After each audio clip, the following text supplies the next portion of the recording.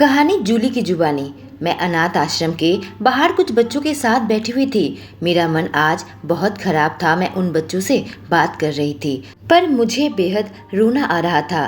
तभी वहाँ उठ खड़ी हुई। सामने से एक BMW कार आ रही थी। वह मेरे सामने आकर खड़ी हो गई। मुझे हैरत का झटका लगा। हमारे पास कार आकर खड़ी क्यों हो गई? कार की खिड़की से किसी ने बाहर झांक कर देखा और फिर आगे कार चल पड़ी। मैं वहाँ से अपने कैफे में आ गई थी। मैं एक अनाथ लड़की हूँ।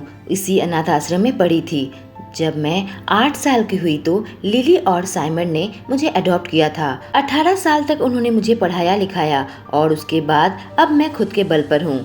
अब मैं 19 साल की हो चुकी हूँ। मैं कैफे में काम कर रही थी, कस्टमर को सेवा कर रही थी, पर मेरे चेहरे पर मुस्कान नहीं थी। मेरी सहेली नादिया मेरे पास आकर कहने लगी, यार सब ठीक हो जाएगा, तू थोड़ा सब्र रख। मैं उसे देखकर मुस्कुराई। मुझे यह बिल्कुल पसंद नहीं कोई मेरा इस्तेमाल करे। मर्दों पर से मेरा मानो भरोसा ही उठ गया था।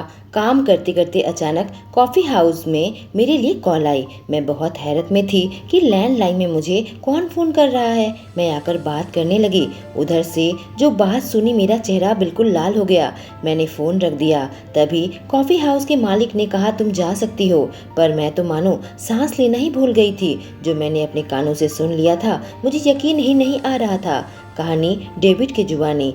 अब मैं 25 साल का हो चुका हूँ। मेरी दादी चाहती है कि मैं शादी कर लूँ, पर मैं अपने वुडवर्ड इंडस्ट्री को ऊंचाइयों के मुकाम तक पहुंचाना चाहता था। जब मैं 22 साल का था उस कंपनी का CEO बन बैठा। क्योंकि मेरे पापा की डेथ हो गई थी, दादी ने कंपनी की जिम्मेदारी मुझे दे दी थी। तब से मैं मेहनत कर रहा हूँ। परिवार में एक मेरी दादी ही रह गई है।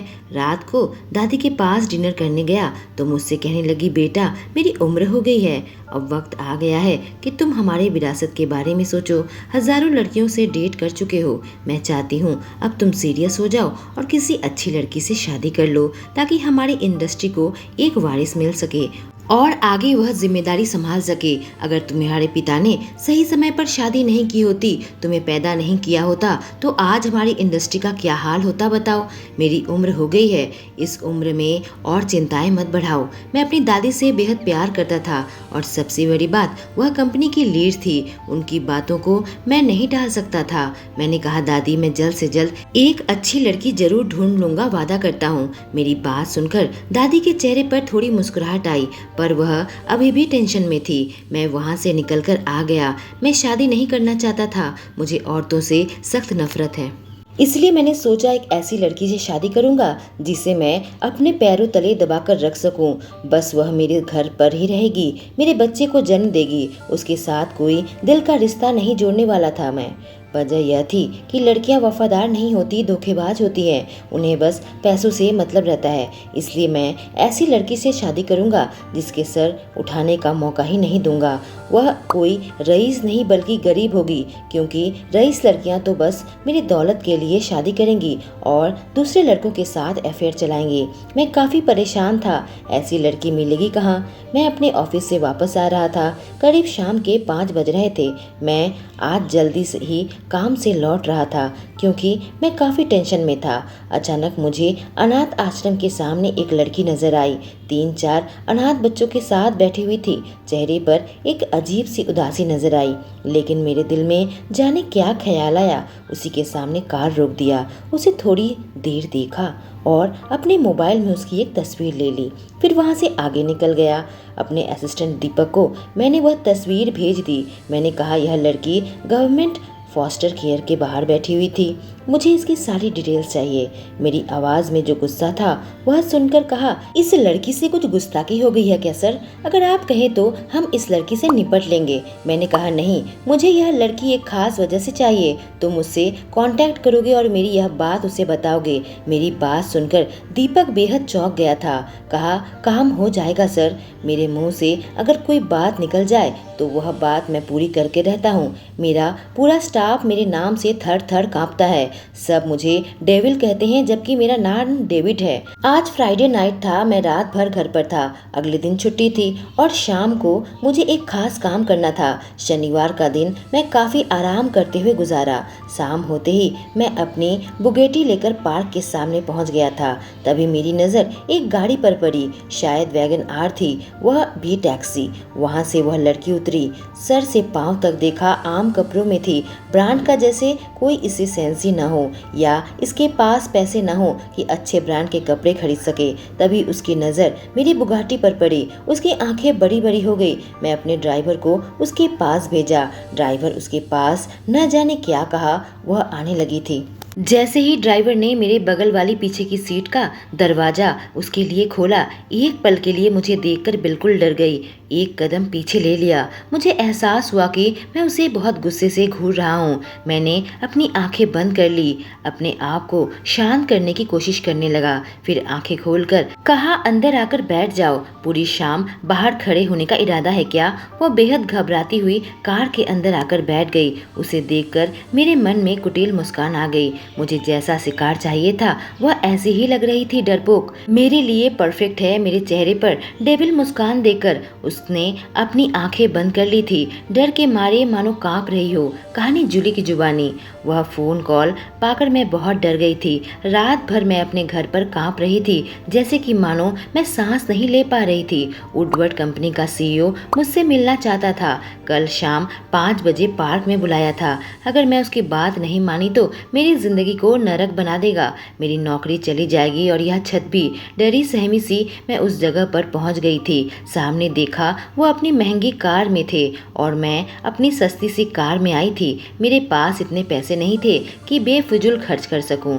उनका ड्राइवर मुझे अपने पास लेकर गया। जैसे ही मेरी नज़र उनसे मिली, उनके चेहरे पर मैंने एक गुस्सा देखा और मेरे अंदर तक कांप उठा। वह मुझे अंदर अपने पास आकर बैठने को कहा। कार चलने लगी थी। मैं डर के मारे चुपचाप आंखें बंद करके बैठी थी। आखिर मुझसे चाहता क्या है? मैंने वुडवर्ड इंडस्ट्री के सीईओ के बारे में सुन रखा है। वह एक खुद ही डेविल है। अगर मैं उनसे मिलने नहीं आती तो मेरी जिंदगी खराब कर देते। गाड़ी एक बड़ी सी 5 स्टार होटल के सामने आकर रुकी। डेविड ने खुद मेरी कार का दरवाजा खोला था। मैं कार से उतरी। मैंने सोचा मैं कोई राजकुमारी तो हूँ नहीं, उनके सामने नौकरानी हूँ, फिर मेरे लिए दरवाजा खोलने की क्या जरूरत थी? 5 स्टार होटल को देखकर मेरी आंखें बड़ी बड़ी हो गई। मैं उनकी तरफ देखने लगी। वो कहने लगे, हम यही डिनर करेंगे। हम अंदर आ गए थे। हम जहाँ बैठे थे हल्की हल्की म्यूजिक चल रही थी। टेबल पहले से ही बुक था। उन्होंने एक महंगी शैंपेन मंगवा ली थी। मैंने कहा, यह किस खुशी में आप मेरे साथ टोस्ट कर रहे हैं? आपने मुझे क्यों बुलाया है सर? मुझे देखकर मुस्कुरा रहे थे। उसकी मुस्कुराहट से मुझे घबराहट हो रही थी। ऐसा लग रहा था उनके दिमाग में कुछ गंदा सा प्लान चल रहा हो। मैंने उनके साथ ड्रिंक ली। मेरा इस माहौल में दम घुट रहा था। मैं यहाँ रुकना नहीं चाहती थी पर मजबूरी में बैठी हुई थी। उसके बाद उन्होंने डिनर मंगवा लिया था।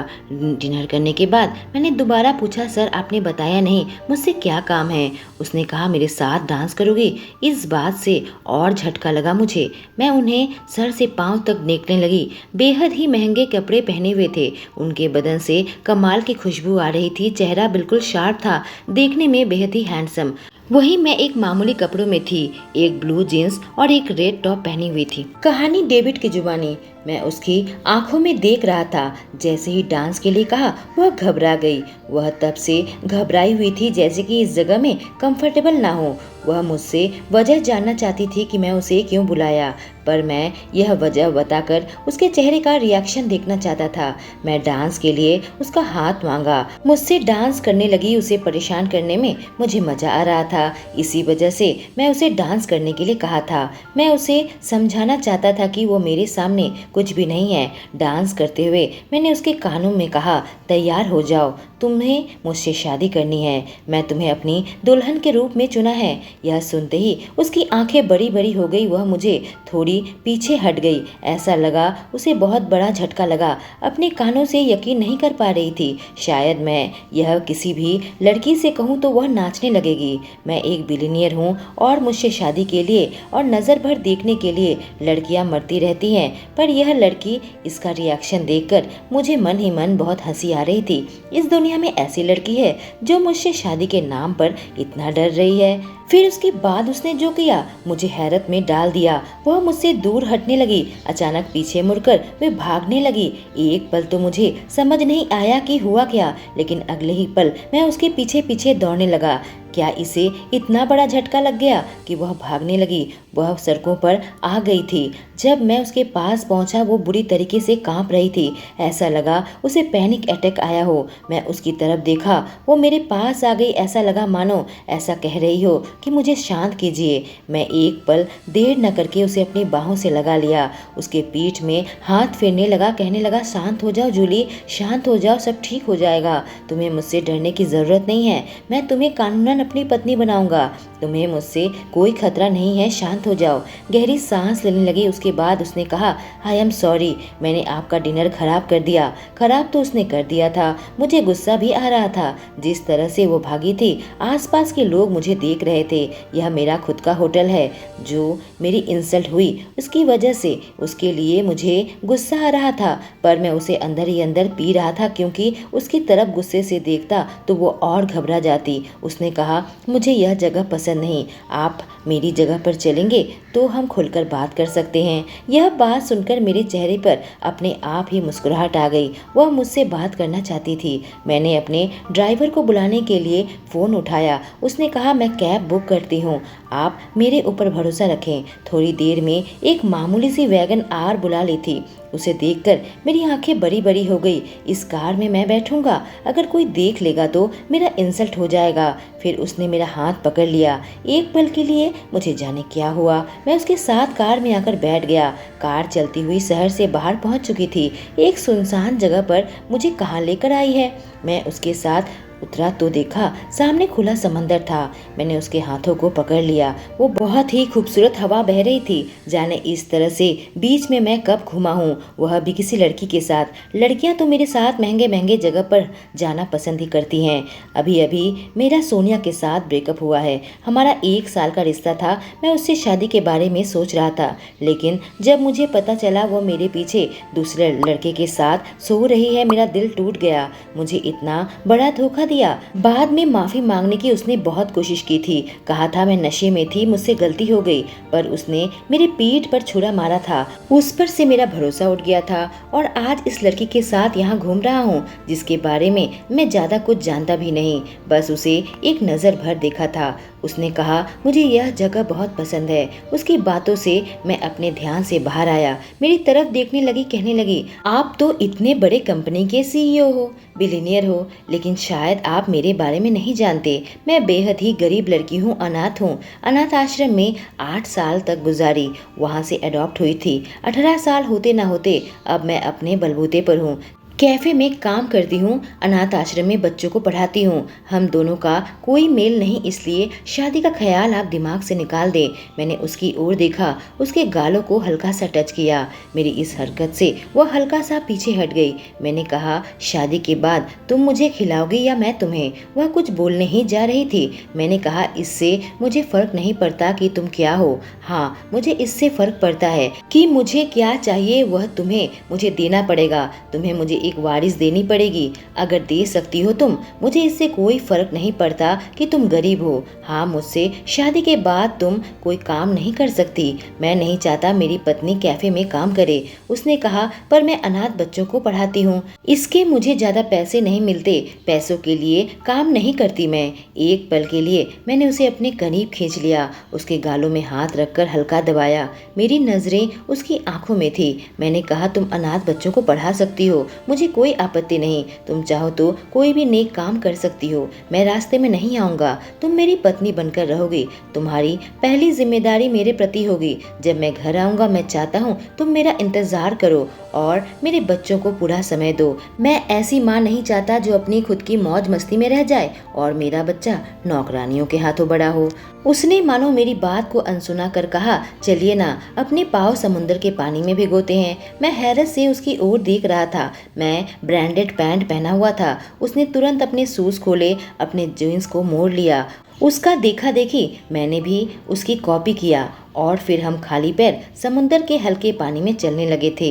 इस लड़की की पागल हरकतें देखकर मुझे झटका सा लगा था। उसके चेहरे पर मुझे एक खुशी नजर आ रही थी। समुंदर का पानी मेरे पैरों को भी ठंडक पहुंचाने लगा। ठंडी ठंडी हवा चल रही थी। वह कहने लगी, बहुत अच्छा लग रहा है।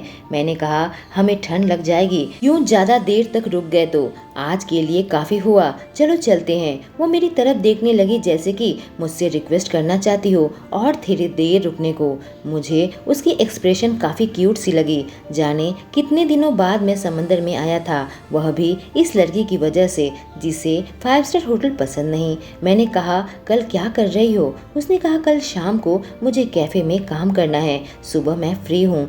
पर आप क्यों पूछ रहे हैं? मैंने कहा, कल तुम्हें शॉपिंग में ले चलूँगा। मैं उससे अच्छे अच्छे कपड़े दिलाना चाहता था।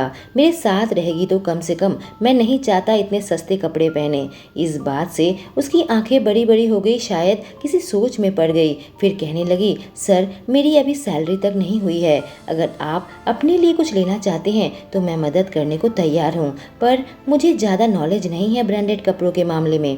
उसकी बात सुनकर मैं मन ही मन मुस्कुरा रहा था, लेकिन फिर भी उसे गुस्से की नजर से देखा।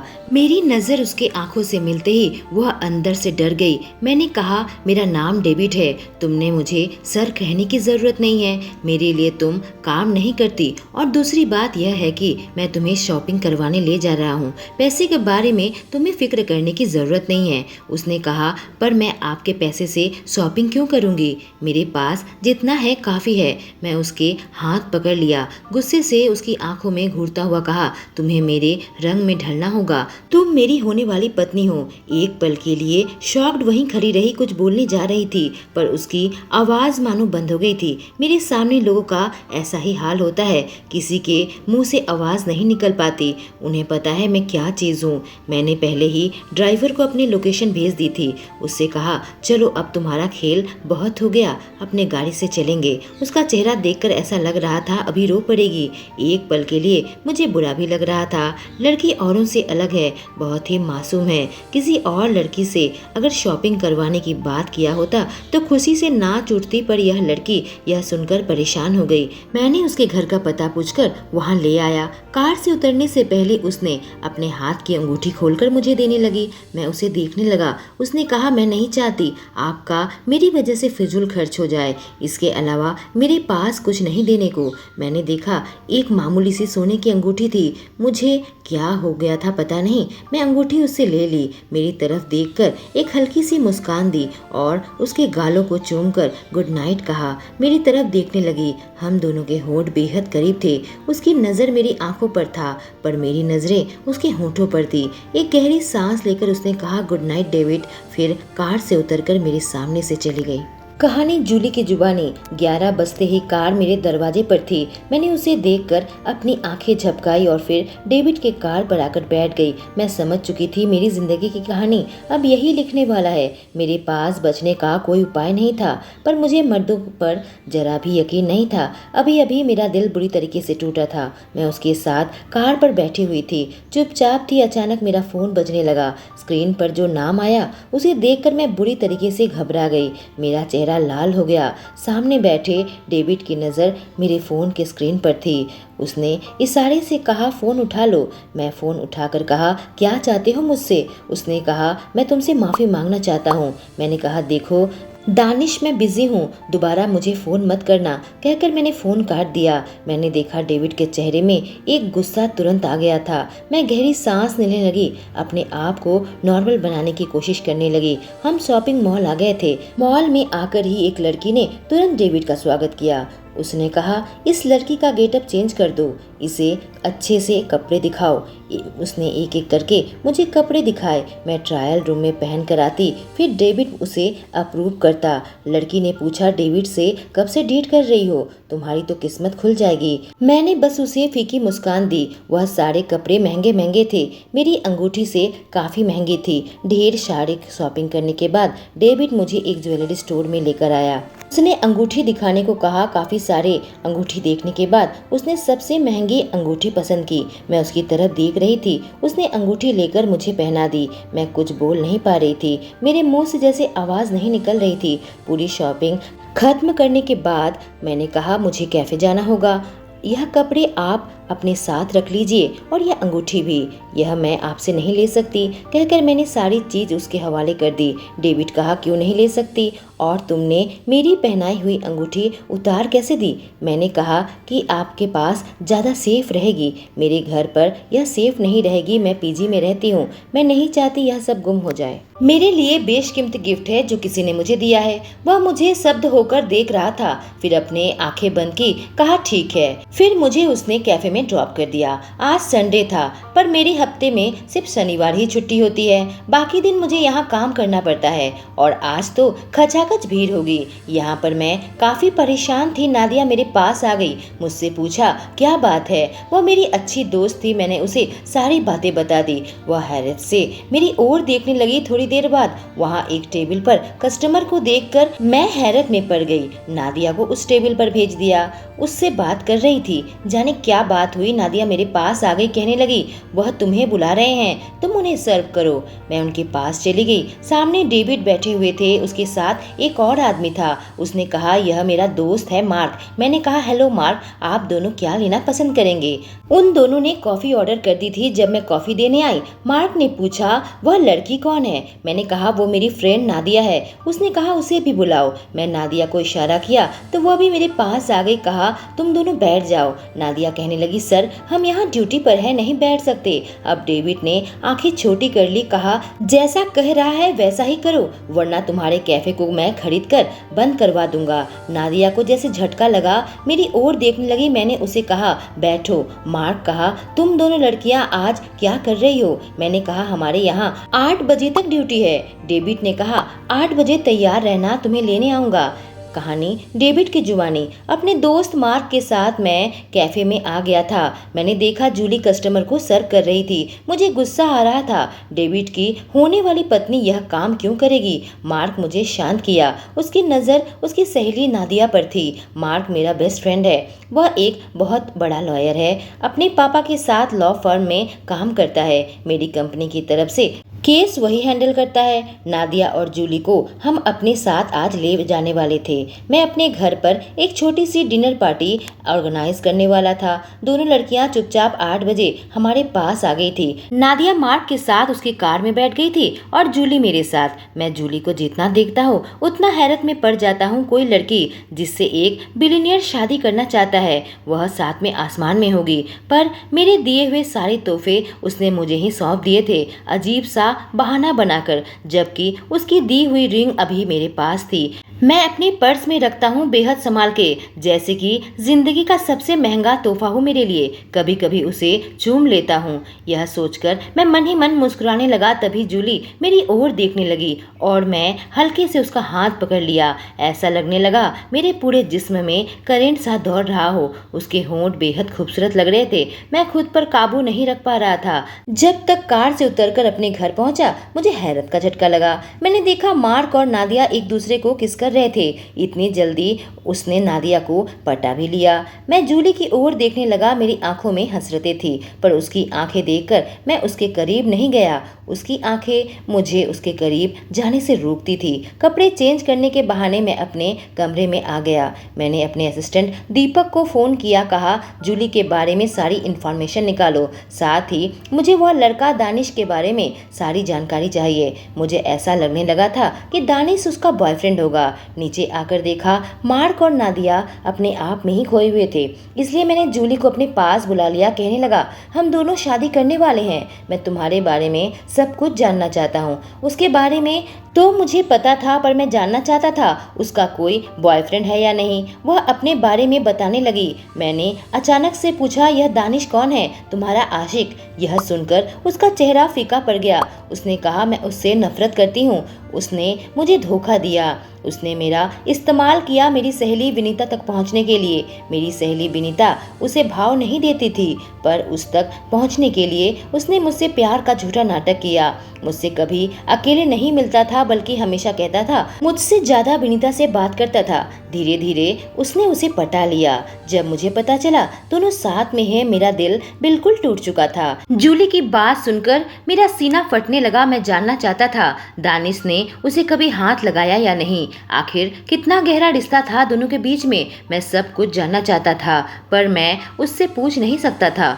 उसके बाद उसने एक ऐसी बात कही, मुझे बहुत बड़ा झटका लगा। कहने लगी, मुझे मर्दों पर जरा भी विश्वास नहीं, मुझे प्यार पर विश्वास नहीं। आप मुझसे शादी नहीं करें तो अच्छा होगा। मैं आपको कभी भी प्यार नहीं दे पाऊंगी। उसकी आंखों से मानो आंसू टपकने ही वाले थे। शायद मेरी तरह उसने भी प्यार में धोखा खाया था, पर मुझे उसके अतीत से कोई मतलब नहीं था। मुझे यह लड़की चाहिए थी। मैंने कहा, मेरे कमरे में चलो। उसने आंखें बड़ी बड़ी कर ली थी, लेकिन फिर मेरे पीछे पीछे आने लगी थी। आज के खरीदे हुए कपड़े में से मैंने एक कपड़ा उसे निकाल कर दिया। कहा, इसे पहन लो। कुछ देर चुपचाप खड़ी रही, फिर कहा, आपके सामने कपड़े बदलूं? मैंने कहा, उधर पर्दे के पीछे चली जाओ। वह पर्दे के पीछे चली गई थी। हालांकि मुझे हल्की हल्की नजर आ रही थी। मेरी नजर उसके जिस्म पर गई। मन कर रहा था कि मैं अंदर चला जाऊं, उसे पीछे से पकड़ लूं और चूमूं। मेरे साथ ऐसा पहली बार हुआ। किसी लड़की के इतने पास जाने के बावजूद वह अब तक मेरी नहीं हुई थी,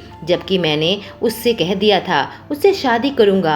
अब तक हमारे बीच में इतनी दूरियां थी, जबकि मार्क और नादिया तो अभी अभी मिले हैं। मुझे लगता है आज रात साथ ही गुजारेंगे। और यह लड़की, लेकिन तभी वह लड़की मेरे सामने आ गई। उसे देखकर मेरी आंखें उस पर टिक गई थी। बेहद खूबसूरत लग रही थी। मेरी होने वाली पत्नी किसी अप्सरा से कम नहीं लग रही थी। मैं उसके पास आकर कहा, तुम बेहद खूबसूरत लग रही हो।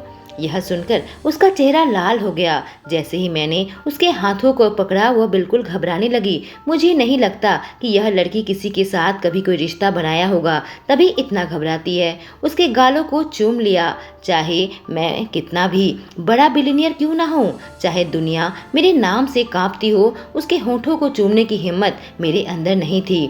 मेरी इस हरकत से वो काफी घबरा गई थी। मेरे दोनों हाथों को तुरंत पकड़ लिया, अपनी आंखें बंद कर ली। ऐसा लगा कि वह अपने डर को कम करने की कोशिश कर रही है, लेकिन उसने आंख खोली और मेरे होठों को हल्का सा किस किया। मन तो कर रहा था उसे अपने करीब खींच लूं और उसके होठों को ऐसा चूमूं कि सूज जाए, पर तभी मेरे मोबाइल में रिंग हुआ। मैंने देखा मेरा दोस्त मार्क फोन कर रहा था। मैंने उठाया तो कहा, यार डिनर तैयार है, तू कहाँ रह गया? नीचे आ जा। हम चारों मिलकर डिनर कर रहे थे तो देखा नादिया और मार्क एक दूसरे से हंसी मजाक कर रहे थे, काफी खुल गए थे। वहीं जूली और मैं बिल्कुल शांत बैठे थे, उनकी बातों को सुन रहे थे। मुझे हैरत हो रही थी, क्या जूली इस तरह से शांत लड़की है या फिर मेरे तेज के सामने बोलने से डरती है? डिनर के बाद मार्क ने कहा, चल स्विमिंग पूल में चलते हैं। उसने और नादिया ने तो फौरन ड्रेस चेंज कर लिया और स्विम सूट में पूल में उतर गए। तभी देखा जूली भी स्विमिंग पूल में उतर रही थी। उसे देखकर मेरा दिल तेजी से धड़कने लगा था। मैं भी धीरे धीरे उसके पास आ गया। मार्क और नादिया अपने में ही लगे हुए थे। उधर जूली चुपचाप स्विमिंग कर रही थी। ऐसा लग रहा था काफी खुश है। इतना मैं समझ चुका था, इस लड़की को पानी पसंद है। मैं धीरे धीरे उसके पास आ गया। जैसे मैं पूल में उतरा, मुझे देखते ही उसके चेहरे पर डर छा गया। मुझे एहसास हुआ मैं उसे गुस्से से देख रहा हूँ। मैंने एक गहरी सांस ली और उसे अपने करीब खींच लिया। उसकी सांसें तेज चलने लगी। एक पल के लिए मैं सब कुछ भूल गया। उसकी खूबसूरती नीली आंखों में देखने लगा। उसके गाल बड़े मुलायम थे, इसलिए मुझे मौका मिलते ही उसे छू लेता था, लेकिन अब मुझे उससे ज्यादा चाहिए था। उसके करीब आता गया और वह एक एक कदम पीछे लेती गई। वो पूल के बिल्कुल आखिरी छोर तक पहुंच गई और फिर वहीं रुक गई। मैं उससे बिल्कुल चिपक गया, उसके हाथों को पकड़ लिया। उसकी सांसें तेज चलने लगी। इससे पहले कि वह कुछ समझ पाती, मैंने अपने होंठ उसके पंखुड़ी जैसे होंठ पर रख दिए। उसके होंठ कांप रहे थे। जैसे ही उसके भीगे बदन मेरे जिस्म से टकराए, मेरे अंदर आग लग गई। अपने हाथों को उसके जिस्म में फेरने लगा। उसकी कपकपी महसूस करते ही मैं कड़क होने लगा। ऐसा एहसास उसको देखते ही हो जाता था, जाने मेरे अंदर कैसी आग लग जाती थी। लगता था ऐसी खूबसूरत लड़की को अपना बना लूं।